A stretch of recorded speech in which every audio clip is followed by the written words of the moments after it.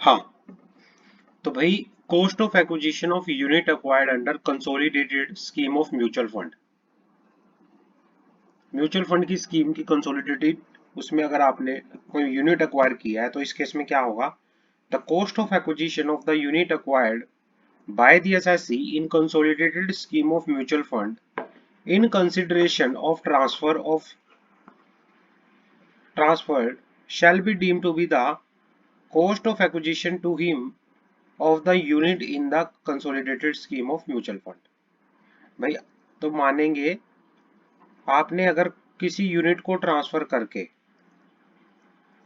आपने किसी यूनिट को ट्रांसफर किया म्यूचुअल फंड की, और उसके ट्रांसफर करने से आपने कोई दूसरी यूनिट परचेज की, तो पहली वाली यूनिट है ना, उसकी कॉस्ट ऑफ एक्विजिशन यहाँ पे हम लेके यहाँ पर चलेंगे।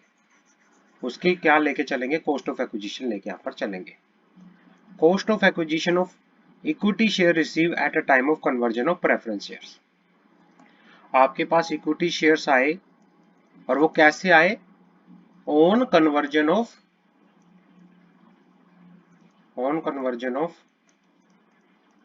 Preference shares, on conversion of preference shares. तो इस केस में cost of acquisition of equity shares क्या होगी, इक्विटी शेयर्स की कॉस्ट ऑफ एक्विजिशन क्या होगी। इक्विटी शेयर्स की कॉस्ट ऑफ एक्विजिशन जिस कॉस्ट पे आपने प्रेफरेंस शेयर परचेज किए होंगे, जिस कॉस्ट पे आपने प्रेफरेंस शेयर परचेज किए होंगे, वही उसकी क्या मानेंगे, कॉस्ट ऑफ एक्विजिशन मानेंगे। वही उसकी क्या मानेंगे, कॉस्ट ऑफ एक्विजिशन मानेंगे। आगे बढ़ते हैं। Cost of acquisition of unit acquired under consolidated plan of mutual funds की। आपने कोई यूनिट परचेज की under the consolidated plan of mutual funds की। सेम ऊपर वाला, ये वाला सेम वही है। आगे बढ़ते हैं। Cost of acquisition of share received in resulting company in a scheme of demerger, in a scheme of demerger. In the case of demerger, the cost of acquisition of share in the resulting company shall be the amount which bear the cost of acquisition share held by assessee in the demerged company। जैसे हमने amalgamation में पढ़ा था, same वैसे ही है। The same proportion has net book value of the asset transferred in the demerge bear the net worth of the demerged company immediately before the such demerger। अब cost of demerger कैसे निकालते हैं, कैसे निकालते हैं, cost of acquisition in the shares of resulting company। एक company थी, A B कोई कंपनी थी, अलग हो गई, ए अलग हो गई, बी अलग हो गई, ठीक है ना, ए अलग हो गई, बी अलग हो गई। ए बी में से ए अलग कोई रिजल्टिंग कंपनी बनी, मतलब ए बी में से बी जो है अलग हो गई, डीमर्ज हो गई। ए बी पहले क्या थी, डीमर्ज कंपनी, एक नई कंपनी बनी रिजल्टिंग कंपनी।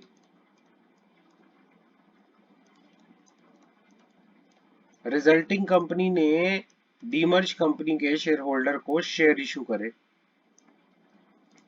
तो जो रिजल्टिंग कंपनी ने शेयर इशू किए हैं, इसका प्राइस क्या होगा एसएससी के लिए। तो वही हम बात कर रहे हैं कि इसके लिए फॉर्मूला होता है एक, इसके लिए क्या होता है, फॉर्मूला होता है एक, और फॉर्मूला क्या है, cost of acquisition of share in resulting company divided by A is equal to B divided by A into C। अब B क्या है, A क्या है, C क्या है, वो बात करते हैं।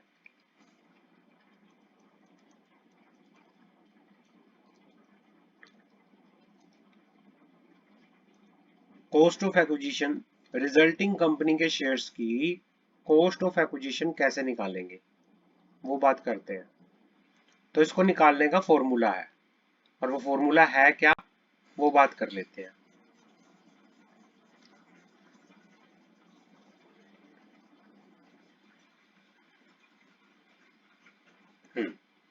फॉर्मूले की बात कर लेते हैं। cost of acquisition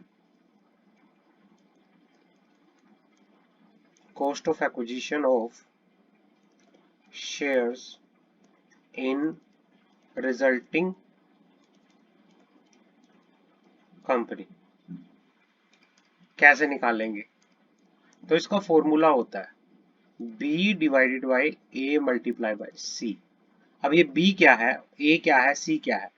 A का मीनिंग है यहाँ पे कॉस्ट ऑफ एक्विजिशन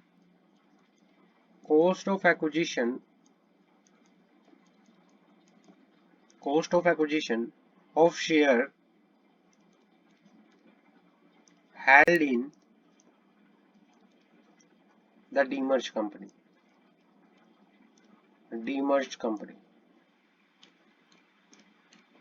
आपने जो डीमर्ज कंपनी के अंदर पहले शेयर्स ले रखे थे, जो पुरानी कंपनी थी, आपने वो शेयर्स किस वैल्यू पे परचेज किए थे? दूसरा बी क्या है? Net book value of asset transfer in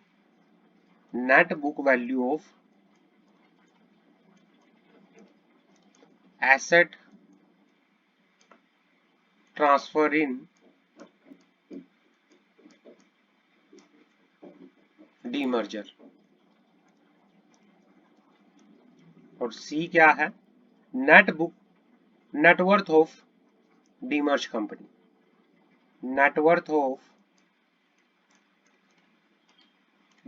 company. ये फॉर्मूला होता है। तो नेटवर्थ है क्या? Aggregate of paid up share capital general reserve has appearing in the books of account of demerge company before the demerger. तो इसको निकालने का ये फॉर्मूला होता है। आगे पढ़ते हैं, point number 8, cost of acquisition of share held in demerge company. Cost of acquisition share held in demerged company. The cost of acquisition of the original share held by the shareholder in demerged company shall be deemed to have been reduced by the amount so arrived under the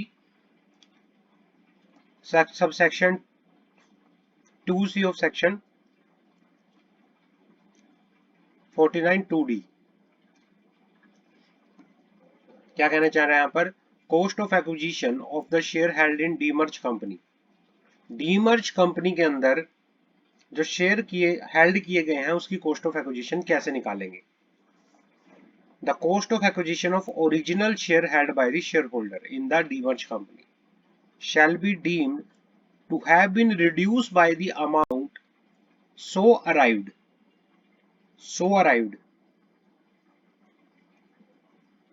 shall be reduced by the amount so arrived under section 49 2D। under section 49 2D।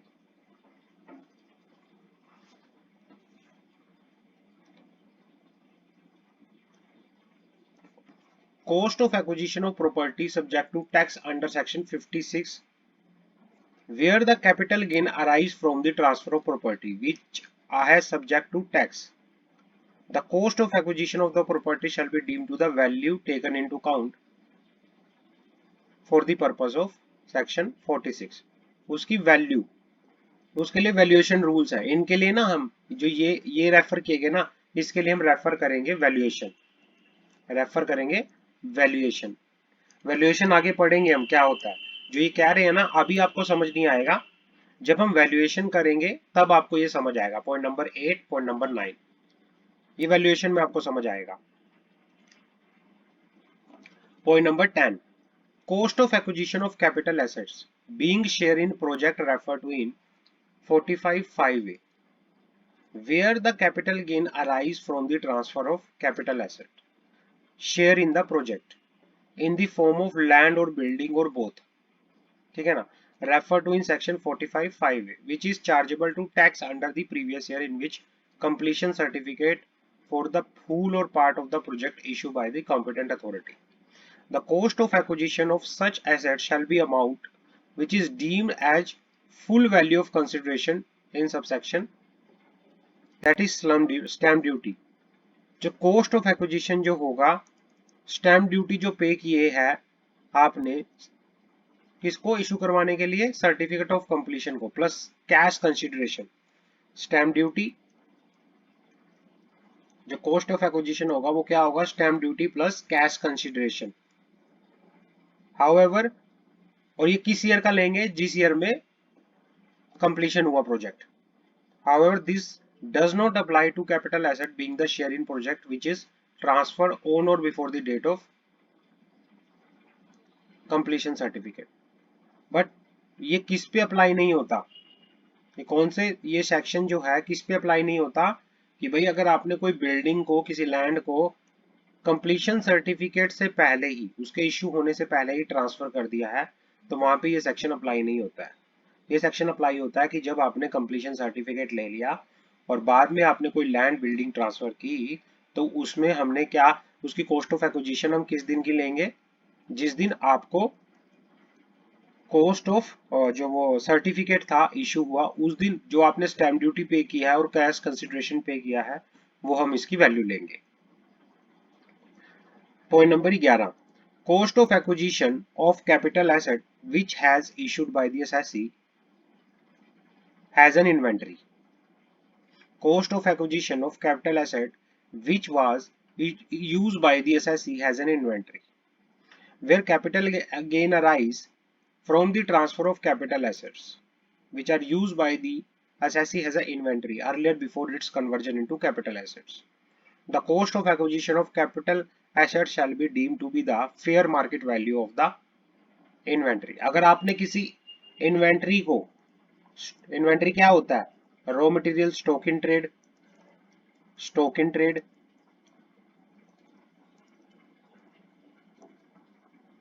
अगर इसको convert कर दिया है किसमें? Capital assets में,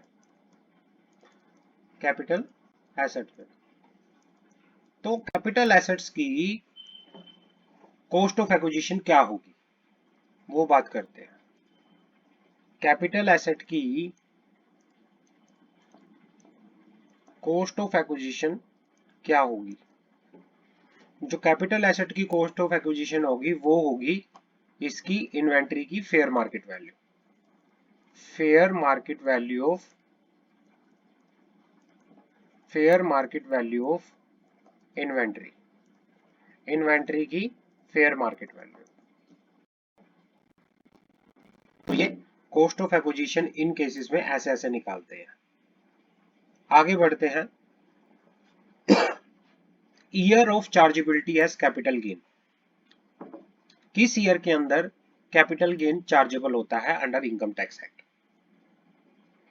पहले year of chargeability of capital gain, most important.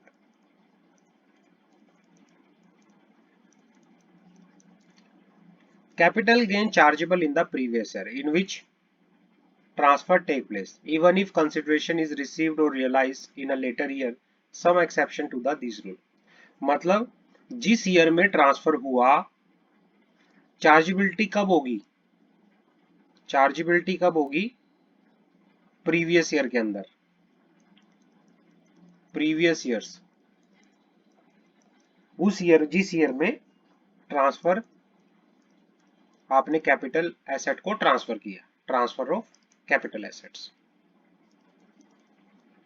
तो उस ईयर में, उस प्रीवियस ईयर के अंदर क्या होगा? ये चार्जेबल होगा। लेकिन इसकी कुछ एक्सेप्शंस है। जैसे एक्सेप्शन क्या है? Insurance receipt, amount receipt under unit link insurance policy, conversion of capital asset has a stock in trade, transfer of beneficial interest, introduction of capital asset as capital contribution, receipt of money or capital assets from specified entity, compensation on compulsory acquisition, taxability of capital gain in case of specified agreement। ये कुछ cases हैं जो कि general rule की exceptions है। ये cases हैं जो जनरल रूल की, जनरल रूल क्या कहता है? जिस प्रीवियस ईयर के अंदर आपने कैपिटल एसेट्स को ट्रांसफर किया उसी ईयर के अंदर वो चार्जेबल होगा। लेकिन ये नीचे कुछ एक्सेप्शंस है। ये जनरल रूल की क्या है? एक्सेप्शन है। अब एक्सेप्शन क्या है? तो इसके केस में इंश्योरेंस रिसिप्ट, जो ये 8 केसेस हैं, तो इन केसेस में कैपिटल गेन किस तरह से चार्जेबल होगा वो बात करते हैं, बढ़ते हैं आगे।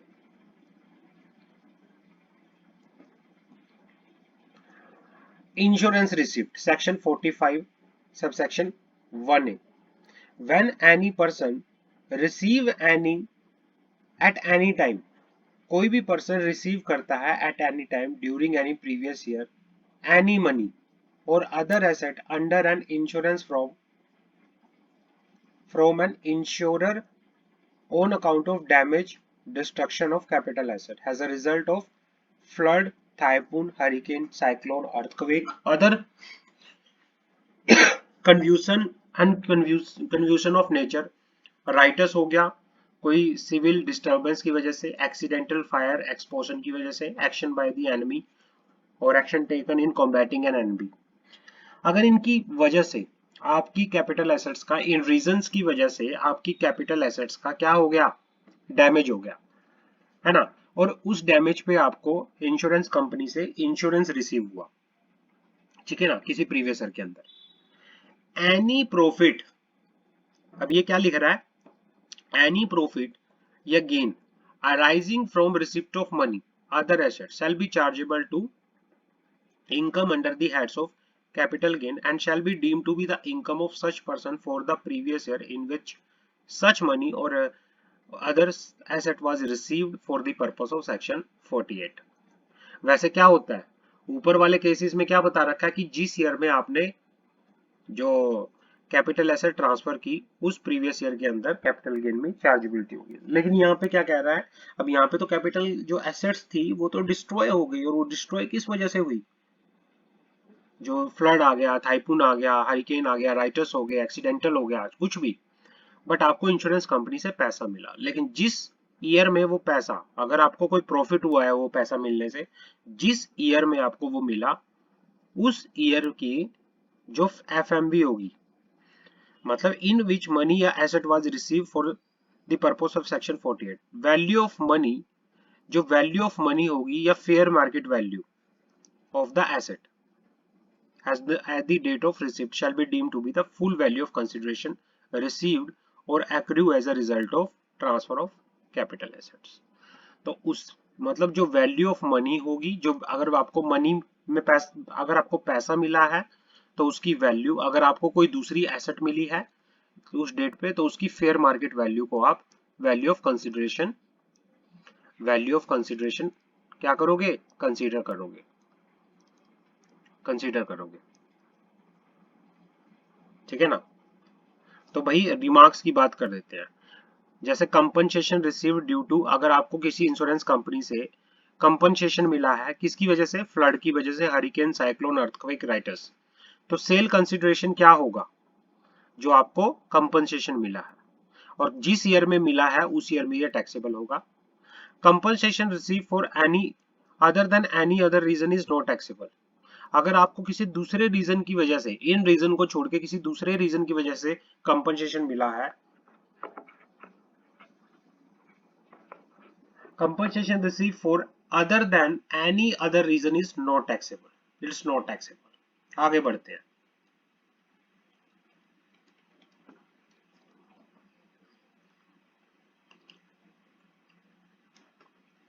Amount receive under unit link insurance policy, amount received under unit linked insurance policy section 45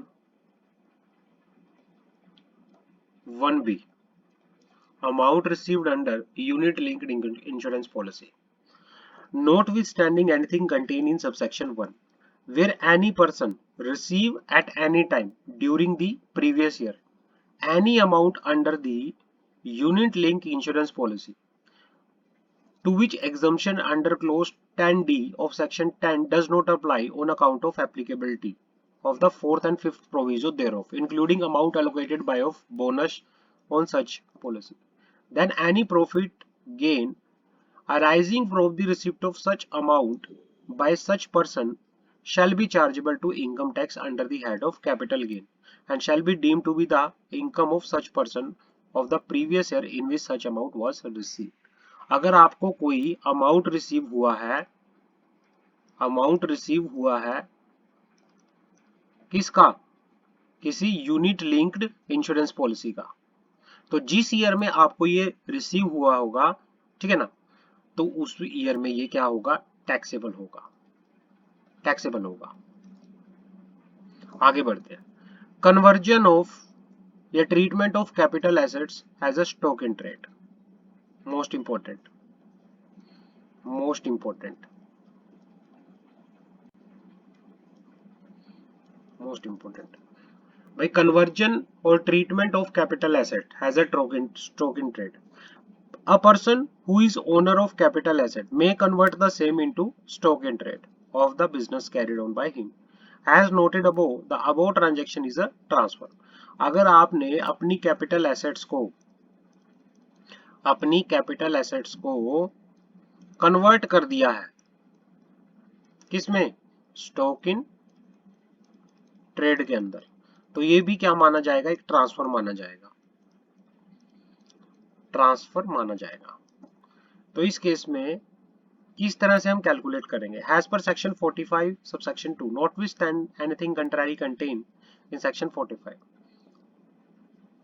being the charging section. Section 45 subsection 1 क्या कहता है, normal provision being the charging section, the profit and gain arising from the above conversion or treatment will be chargeable to income tax has his income for the, मतलब मैं यहाँ पे बताता हूँ, आपके पास लैंड थी, लैंड कैपिटल एसेट,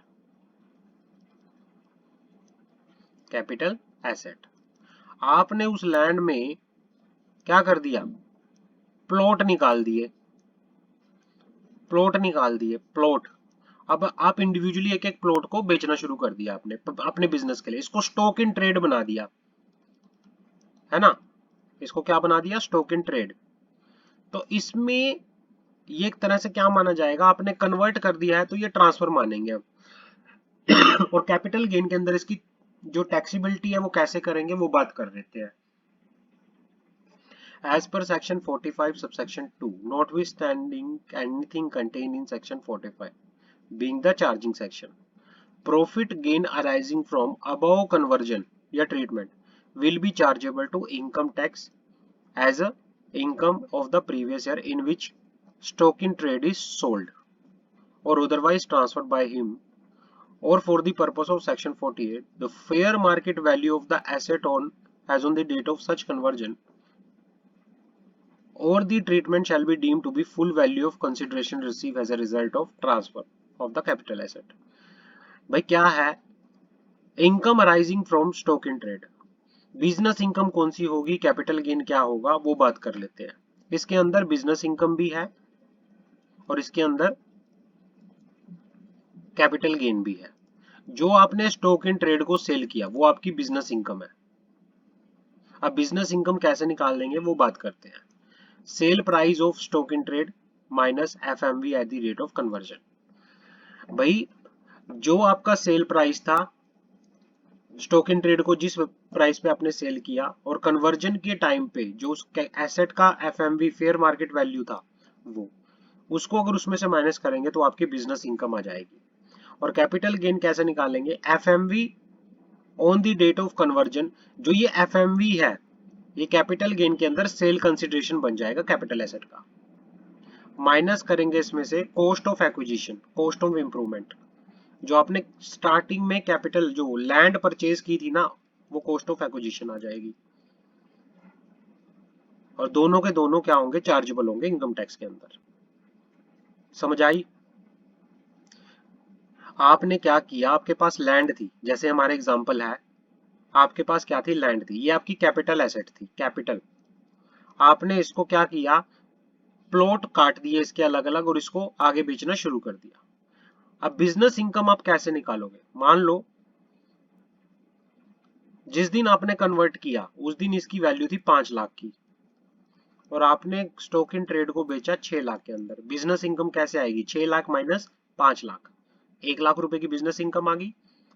और capital gain कैसे निकालोगे, आपने इस कैपिटल एसेट को कितने में कन्वर्ट किया था, 5 लाख के अंदर एफएमवी, और इसमें से माइनस करोगे कि कितने की आपने कैपिटल एसेट परचेज की थी, मान लो 3 लाख की थी, तो 2 लाख का आपको कैपिटल गेन हो गया। तो इस तरह से हम कन्वर्ट निकालेंगे, इसको इस तरह से निकाला जाएगा। इसको आगे बढ़ते हैं।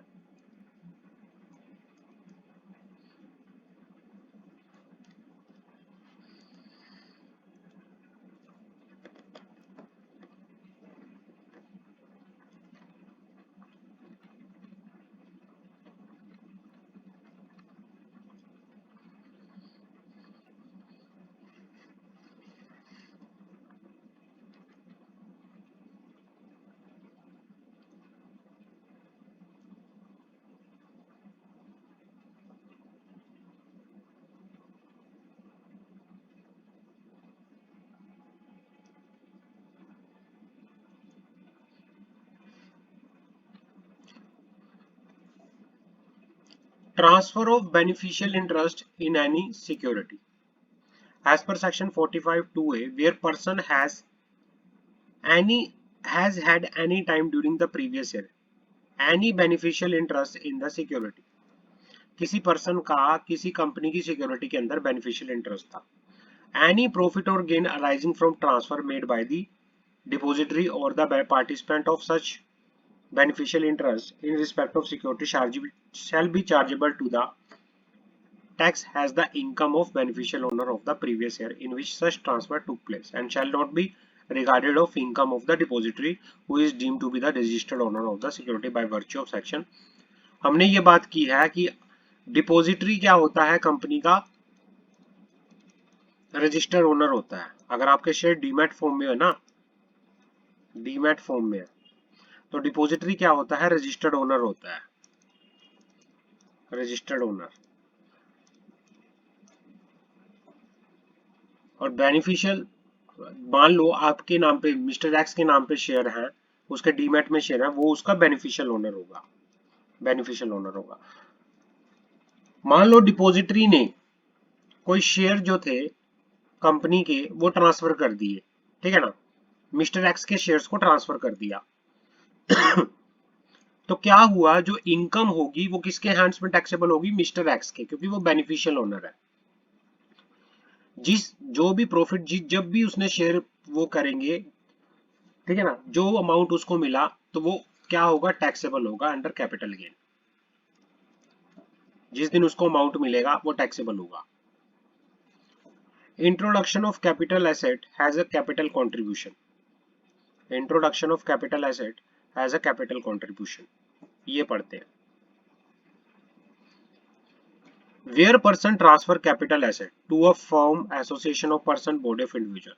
किसी पर्सन ने किसी फर्म में, एसोसिएशन ऑफ पर्सन में या बॉडी ऑफ इंडिविजुअल में कोई एसेट ट्रांसफर किया है, in which he is already partner member or is become partner member by virtue of capital contribution or otherwise, the profit or gain arising from such transfer will be chargeable to as income of the previous year in which such transfer took place, and for the purpose of section 48 value of consideration will be amount regarded as recorded in the books of accounts of AOP BOI as the value of capital assets। अब इसमें taxability क्या है, मान लो आप कोई mister A था, उसने किसी फर्म के अंदर पार्टनरशिप फर्म में एंटर किया, उसने अपनी एसेट को फर्म में ट्रांसफर कर दिया, तो ये भी क्या होगा, एक तरह से ट्रांसफर माना जाएगा, कैपिटल गेन के अंदर ट्रांसफर होगा। तो अब जो ये कंसिडरेशन है, जो ये कैपिटल ट्रांसफर हुई है, तो इसका जो कंसिडरेशन है, सेल वैल्यू क्या मानेंगे, इसकी सेल वैल्यू मानेंगे जो फर्म ने अपने बुक्स ऑफ अकाउंट्स में इसकी वैल्यू को शो कर रखा होगा, इस एसेट की वैल्यू को शो कर रखा होगा, वही इसकी क्या मानेंगे, कंसिडरेशन मानेंगे। ईयर ऑफ टैक्सेबिलिटी, जिस ईयर में ट्रांसफर किया, taxability status in the hands of partner member, और सेल कंसिडरेशन क्या मानेंगे, जो वैल्यू बुक्स ऑफ अकाउंट्स के अंदर रिकॉर्ड की होगी फर्म ने, वो उसकी कंसिडरेशन मानेंगे, वो उसका क्या मानेंगे, कंसिडरेशन मानेंगे, कंसिडरेशन, उसकी कंसिडरेशन मानी जाएगी। तो आज की क्लास में हम इतना ही करेंगे, आगे इसको नेक्स्ट क्लास में लेके जाएंगे हम, और जितना जल्दी खत्म किया जा सके उतना जल्दी इसको खत्म करेंगे।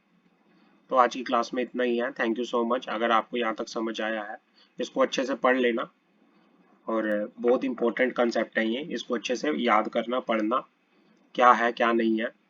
तो यहाँ आज के लिए इतना ही है। Thank you so much.